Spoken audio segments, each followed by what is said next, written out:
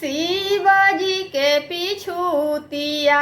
चमेलिया फुलवाए सखिया से फूलवा लोढ़ी लोढ़ी चंगेलिया भरलिए सखिया से फूलवा लोढ़ी लोढ़ी चंगेलिया भरलिए सखिया से चालू सखी शिवजी के पूजनमा चलाए सखिया से चालू सखी शिवजी के पूजनमा चलाए सखिया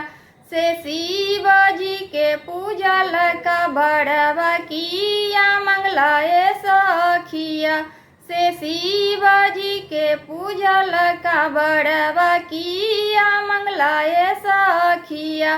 से राजा दशरथ ऐसन ससुर जी मंगलिए सखिया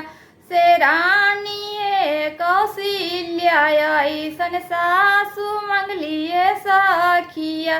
से राम लक्ष्मण ऐसन देवर जी मंगलिए सखिया से जिया सोलान को पुरुखवा मंगलिए सखिया से कोसुमा के फूलवा ऐसन नदिया मंगलिए सखिया से कोसुमा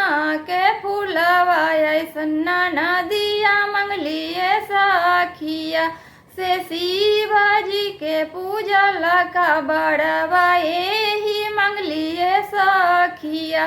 से शिवजी के पूजल का बड़वा एही मंगलिए सखिया से शिवजी के पिछूतिया चमेलिया फुलवाए सखिया